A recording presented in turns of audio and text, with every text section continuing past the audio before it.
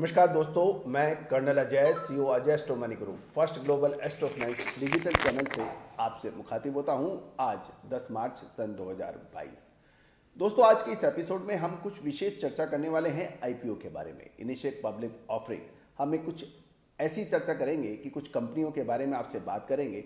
सबसे पहले जो हम बात करेंगे कूल कैप इंडस्ट्री के बारे में बात करने वाले हैं, जिनका आईपीओ 10 मार्च यानी आज खुलने वाला है और 15 मार्च को इसकी क्लोजिंग डेट है। तो दोस्तों, इस कंपनी के बारे में हम आपसे चर्चा करेंगे। एस्ट्रोलॉजिकल क्या संभावनाएं बनेगी, टेक्निकल और फंडामेंटल एनालिसिस भी हम आपके लिए लेके आएंगे। एक ऐसी कंपनी जो बॉटल कैप इंडस्ट्री की एक सरताज है और पहले 4 स्थान के अंदर आती है, और ऐसी कंपनी जो सोडा वाटर बॉटल कैप बनाती है, सॉफ्ट ड्रिंक बॉटल कैप बनाती है, वाटर बॉटल कैप बनाती है और प्लास्टिक जूस की बॉटल कैप बनाती है। ऐसी कंपनी जो आप राजस्थान से नॉर्थ ईस्ट यानी आसाम तक आप जो भी वाटर बॉटल्स इस्तेमाल करते हैं बिस्लरी की, उसका जो बॉटल कैप है वो बनाने वाली कंपनी है कूल कैप कंपनी। आप बिस्लरी की कोई भी बॉटल उठा के देखें, उसकी कैप के ऊपर सीसी लिखा रहेगा। तो दोस्तों, एक ऐसी कंपनी जिसने ग्रोथ के रिकॉर्ड तोड़ दिए हैं पिछले 4 साल के अंदर, यानी लगातार अपनी एनहांसमेंट मैन्युफैक्चरिंग यूनिट का 4 साल में लगभग 4 यूनिट इन्होंने अपनी एस्टेब्लिश की है। कोलकाता यानी वेस्ट बंगाल में 2 हैं, उत्तराखंड में और असम के अंदर अब एक नई यूनिट अप्रैल के अंदर चालू होने वाली है। तो दोस्तों, ऐसी कंपनी जो पैकेजिंग इंडस्ट्री के अंदर सबसे महत्वपूर्ण स्थान रखती है। तो दोस्तों, चाहे पतंजलि हो, चाहे बिस्लरी हो, चाहे आईआरटीसी रेलवे हो, किंगफिशर हो, क्लियर हो, मुक्ति हो या फिर पिंक, इन सभी ब्रांड जो आप लोग सुनते हैं, समझते हैं, यूज़ करते हैं, इनकी बॉटल्स की जो कैप हैं बनाने वाली कंपनी है कूल कैप इंडस्ट्री। दोस्तों, सबसे ज़्यादा इम्पॉर्टेंट लगभग 48% की सालाना ग्रोथ ये कंपनी कर रही है, जो किसी भी कंपनी के लिए एक ईर्ष्या का एक भाव हो सकता है। लेकिन ऐसा क्या है इस कंपनी के अंदर जिसका आईपीओ आ रहा है, और आईपीओ का साइज भी आप देखें, ये जो आया 30,60,000 इक्विटी शेयर का जो साइज है, और वैल्यू और फेस वैल्यू है 10 रुपये और लगभग 38 रुपये का इसका भाव होगा। तो दोस्तों, महत्वपूर्ण ये रहेगा कि इस कंपनी के ऊपर क्या है। फाइनेंशियल एस्ट्रोलॉजी हमेशा से ही आपको अग्रिम विश्लेषण करने में माहिर रही है, आपको अग्रिम विश्लेषण देती है, चाहे वो सोयाबीन हो, मार्केट हो। आपको याद होगा, शेयर बाजार के अंदर गिरावट में खरीदने की सलाह हमने सबसे पहले दी थी। सोयाबीन के अंदर तेजी की बात हमने सबसे पहले की थी। साउथ वेस्ट मानसून के अंदर सटीक भविष्यवाणी हमने आपको दी थी। चाहे इसके अतिरिक्त कॉटन, करेंसीज एवं मेटल स्टॉक्स के ऊपर, मेटल चाहे वो कॉपर हो चाहे स्टील हो, इस पे सटीक विश्लेषण हमने आपको दिया था।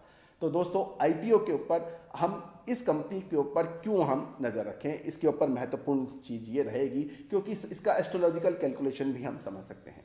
दोस्तों, ये एक बहुत महत्वपूर्ण एपिसोड होगा ज्योतिष के विद्यार्थियों के लिए, इन्वेस्टमेंट के विद्यार्थियों के लिए, ट्रेडिंग प्रोफेशनल्स के लिए, इन्वेस्टमेंट प्रोफेशनल्स के लिए। किस तरह से आप अग्रिम अनुमान लगा सकते हो किसी भी कंपनी के ग्रोथ का। 48% एनुअल ग्रोथ करने वाली कंपनी में क्या खास बात है, इसके प्रमोटर्स में क्या खास बात है, इसकी कंपनी में क्या खास बात है। तो सबसे पहले मैं इस कंपनी का जो इनकॉर्पोरेशन है उसके ऊपर चर्चा करूंगा, जुलाई 2020 का। दोस्तों, ये जो हॉरोस्कोप आपके सामने नजर आ रही है स्क्रीन के ऊपर, ये कन्या लगन की हॉरोस्कोप है, और कन्या लगन की हॉरोस्कोप बहुत महत्वपूर्ण होती है, खासकर पैकेजिंग इंडस्ट्रीज के लिए, टेलीकम्युनिकेशन इंडस्ट्रीज के लिए या फिर मेडिसिन के लिए, एफएमसीजी के लिए। और इस हॉरोस्कोप की खास बात है कि गुरु और केतु 4th हाउस में है, शनि 5th भाव में है, मंगल 7th भाव में है, और बुध, चंद्रमा और राहु मिथुन राशि के हैं। बुध का मिथुन, राहु का मिथुन, राहु उच्च का हो जाता है वृषभ और मिथुन राशि में। यहाँ बुध का अपनी स्वराशि में बैठ जाना एक ऐसा जबरदस्त योग बना देता है जो कंपनी को उच्चतम ऊंचाइयों पर ले जाने में सक्षम होता है। यदि हम नवांश की तरफ भी देखें तो गुरु और मंगल का संबंध धनु राशि में हो रहा है। धनु उसकी स्वयं की राशि है। और सबसे जो महत्वपूर्ण जो है कि इस हॉरोस्कोप के अंदर सूर्य जो है 12वें स्थान के ऊपर है, जो कि 12वें स्थान से 12वां होता है। यानी एक्सपोर्ट के बहुत प्रबल चांसेस इस कंपनी के बन सकते हैं और ये आने वाले 3 से 5 साल के अंदर आप प्रमुख एक्सपोर्टर कंपनी के रूप में उभर जाए तो इसके ऊपर अतिशयोक्ति नहीं होगी। अब दूसरी चर्चा हम ये करेंगे कि इस कंपनी के चलाने वाले जो प्रमोटर्स हैं, वो चलाने वाले प्रमोटर्स के ऊपर भी चर्चा कर रहे हैं। सबसे पहले मैं राजीव गोयनका जी की बात करूंगा। इनका 71 का जन्म है और इसको आपके सामने मैं स्क्रीन पर दिखा रहा हूं आपको। देखिए, मंगल, मकर का मंगल पंचम भाव में होना, राहु के साथ बैठ जाना, चंद्र और गुरु का गज केसरी योग बना लेना, शनि की दृष्टि गुरु पे, ये कर्म योगी योग बनाता है। यानी कर्म की खाने वाला, कर्म से ही अपना स्थान बनाने वाला है। दूसरा सबसे महत्वपूर्ण जो है, सूर्य और शुक्र का संबंध 11वें भाव से हो जाना, 11वें भाव में बैठ जाना, और बुध जो है सिंह राशि का हो जाना है। अब महत्वपूर्ण यह है कि शुक्र जो कि प्लास्टिक इंडस्ट्री का जनक माना जाता है, कारक माना जाता है, संबंध बना जाता है, शुक्र का ही खेल इस हॉरोस्कोप में है। शुक्र और बुध का ही खेल इस हॉरोस्कोप में है और शुक्र राजीव जी की 11th हाउस में है। तो ये जबरदस्त योग बना रहा है। और एक महत्वपूर्ण चीज ये है कि नवांश के अंदर भी बुध और राहु एक साथ बैठे हुए हैं गुरु के साथ, और चंद्रमा वर्गोत्तम हो रहा है। तो ये सब ग्रह सहयोग राजीव जी को आने वाले 3 से 5 साल के अंदर एक नई ऊंचाइयों की तरफ ले जा सकता है, जो कि कंपनी के प्रमुख प्रमोटर्स में से हैं, कंपनी के मेन कर्ता धर्ता है। इसके अतिरिक्त एक और मैं चर्चा करूंगा कि ये जो कंपनी है, हावड़ा, कोटद्वार और उत्तराखंड के अंदर जिनकी यूनिटें हैं, और ये मास्क भी बनाती है।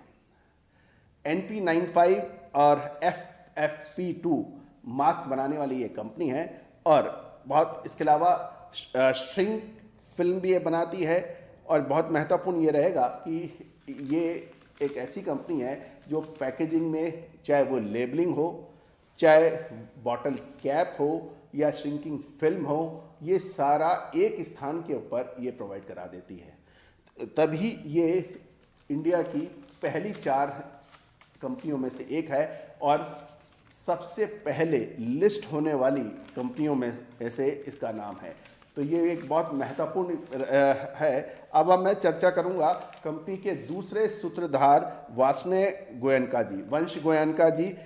इनका 94 का बर्थ है। और ये राजीव जी के लिए एक और मैं चलते चलते आपसे बात करूंगा। ये सेंट जेवियर कोलकाता से ग्रेजुएट हैं, साथ में कॉस्ट अकाउंटेंट भी हैं, ICAW भी हैं।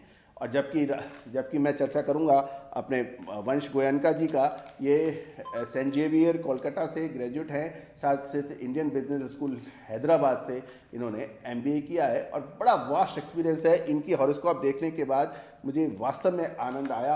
और मैं जो विद्यार्थी हैं, जो निवेशक हैं, जो ज्योतिष को समझना चाहते हैं, जो इन्वेस्टमेंट को समझना चाहते हैं कि कैसे व्यक्ति अपनी ग्रोथ करता है, वो क्या खासियत होती है कि हॉरोस्कोप के अंदर कि 48% की एनुअल ग्रोथ कर दे, पिछले 4 से 5 साल में 4 यूनिट खड़ी कर दे, कुछ तो होगा। क्या है उसमें, क्या है उसमें? जी हां, मैं बताना चाह रहा हूं क्या है इसमें। देखिए, वंश गोयनका जी का कन्या लगन की कुंडली, बुध वहां विराजमान, और 2nd हाउस के अंदर सूर्य, शुक्र, राहु और गुरु का अद्भुत संगम। यानी बुध अपनी राशि, उच्च की राशि, शुक्र अपनी राशि, और आपको क्या चाहिए? चंद्रमा स्वयं की राशि, आपको क्या चाहिए? शनि अपनी स्वयं की राशि। इसमें कहाँ ऐसी हॉरोस्कोप, बिरली हॉरोस्कोप होती है। और ऐसे व्यक्ति न केवल अपने कुल में, अपितु देश में नाम कमाते हैं, अंतर्राष्ट्रीय स्तर के ऊपर अपनी पहचान बनाते हैं। शनि करेक्शन छठे भाव में बैठ के असीमित ताकत, असीमित मेहनत और को जन्म देता है। मंगल और चंद्रमा का योग, मंगल और चंद्रमा का जो योग बन रहा है वो 11वें भाव में बन रहा है और वो ये योग महालक्ष्मी योग बनाता है। शुक्र अपनी राशि के अंदर सेकंड हाउस में बैठ जाना, जहाँ जो धन का कारक होता है, धन भाव होता है, तो ऐसे व्यक्ति बिरले हो जाते हैं। साथ में गुरु का साथ हो जाना, बुद्धि, चातुर्य और इंटेलिजेंस और विजडम का अद्भुत संगम ऐसे व्यक्तियों को प्राप्त हो जाता है। तो दोस्तों, साथ साथ में यदि हम नवांश में भी देखें तो मंगल धनु राशि के अंदर हो गए हैं, मिथुन राशि में हो गए हैं और शुक्र उच्च का हो गया है। अब मैं बार बार आपको एक और लर्निंग के उद्देश्य से बता रहा हूं, प्लास्टिक का कारक है बुध, शुक्र, एफएमसीजी का कारक है बुध, और ये दोनों दो मेन सूत्रधार हैं इस कंपनी के, और कंपनी की हॉरोस्कोप में इन दोनों का ही खेल है। ऐसी कंपनियां, ऐसे प्रमोटर्स जब साथ मिल जाते हैं तो अद्भुत सहयोग बना देते हैं। और हमेशा मैं एक और कहता हूं अपने शो के अंदर कि पृथ्वी तत्व की राशि है कन्या राशि, और पृथ्वी तत्व की राशि में जब बुध अपना सर्वश्रेष्ठ चमत्कार दिखाने में सक्षम हो जाते हैं, mark my word, next 5 years you will remember the company is expected to show extraordinary growth. It is not because of the product, it is just because of the promoters also.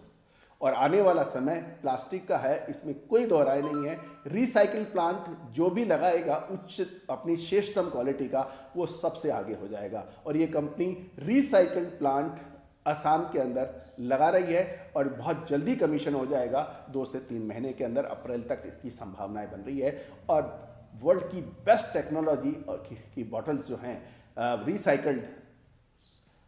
Recycling plant के अंदर आपको best recycled plastic मिलेगा, जिसका उपयोग food industry के अंदर हो सकेगा।